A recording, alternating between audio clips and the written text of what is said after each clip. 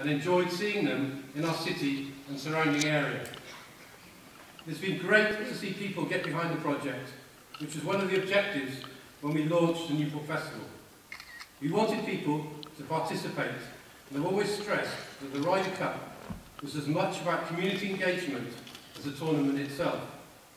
Through this wonderful project, we have certainly achieved this. There has been massive online support for the project, especially on social network sites, where the comments have been delightful to read. Here is a sample of some of the comments. Fantastic send-off on the weekend to a wonderful project which has kept my two boys, 5 and 2, my wife and myself busy most of the summer. We are not natural Newportonians, but due to the Super Dragons, we've been to places which we've never seen before, haven't been for many years. Great to see such a buzz within the Kingsway Centre. Thank you for so many memories.